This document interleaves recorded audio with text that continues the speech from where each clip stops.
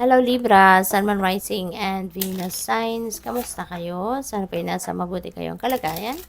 Welcome back po sa Star Tarot. At kung bago kayo rito, welcome din po kayo. Please subscribe, like, share my videos, and leave me a comment kung nakaresonate po kayo. Thank you. So, tignan natin ang mga messages ni Libra. We have 3 of inspiration. Wow, napakaganda. So, parang you are building momentum dito, no? At magkakaroon, kung ano man ang gagawin ninyo rito, no? It's going to have a domino effect, no? Na tuloy-tuloy. No? Parang you're going to take that single step sa ngayon, kung ano man itong gusto mong matupad or kung ano man ang gusto mong ma-accomplish dito. When you start taking action, when you start to take the single step, magtutuloy-tuloy na 'to, magsusunod-sunod na 'to at parang hindi mo na siya titigilan, hindi ka hihinto hangga't hindi mo nararating ang tagumpay. So, this is really, really beautiful. At ano ito, this is a good luck energy as well. No? May good fortune din dito na babalot sa'yo. Kaya kung ano man ang sisimulan ninyong gawin, around this time or in the next few days, makakaasa ka, no, na that is going to have a magkakaroon ka rito ng magandang outcome at magiging magaan, no? Magiging magaan ang journey ninyo dito, Libra. Kaya congrats. What else? We have the Ace of Emotions. Napakaganda. You are going to be filled with joy and happiness, fulfillment, contentment. Kasi kung ano yung mga gusto mo, yan ay ibibigay na sa'yo. At kung ano yung, hindi lang yung gusto mo, kundi pati na rin yung mga needs mo, no?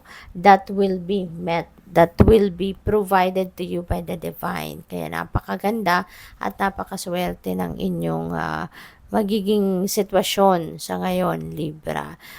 Maraming blessings ang pwedeng dadating dito. Maraming biyaya, no?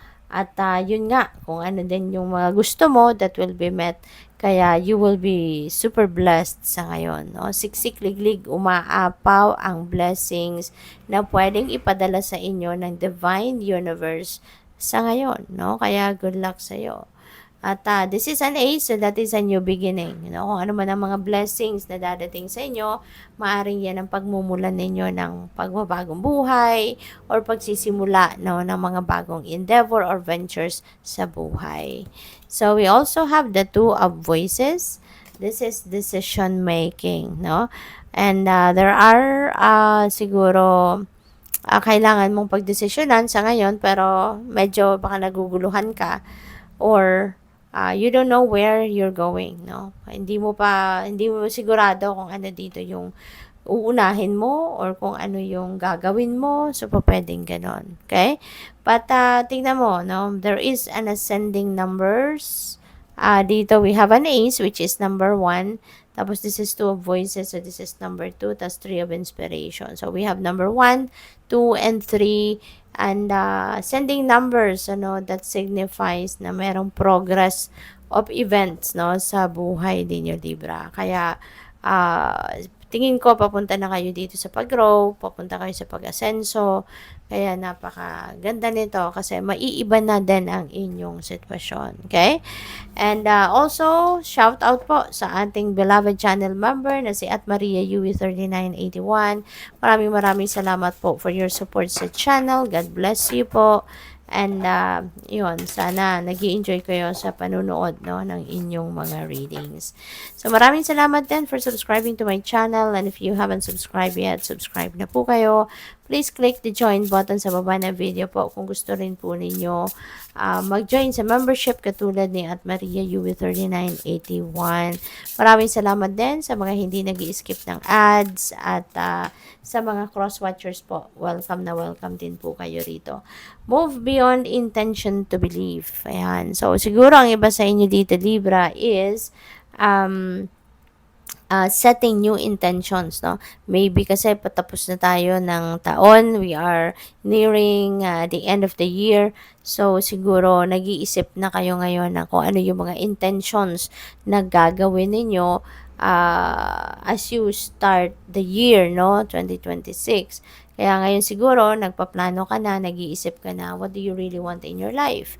'Di ba? So, yun, baka, kasi yung intentions na yan, when you set intentions, baka ito yung nag inspire sa inyo para magsipag, magtiyaga, 'di ba? Yung ganon, magsumikap. External validation, Libra, hindi mo na kailangan ito. External validation, ano, parang wag mong ibigay sa ibang tao, yung susi para ikaw ay maging masaya, para ikaw ay maging kontento sa sarili mo, 'di ba? Or para ikaw ay ah, maging inspired, 'di ba? Kasi ikaw mismo, no, alam mo kung ano ang kaya mo. Hindi mo kailangang pagsabihan ka ng ibang tao na ano ka, kaya mo yang gawin or hindi mo kayang gawin yan, 'di ba?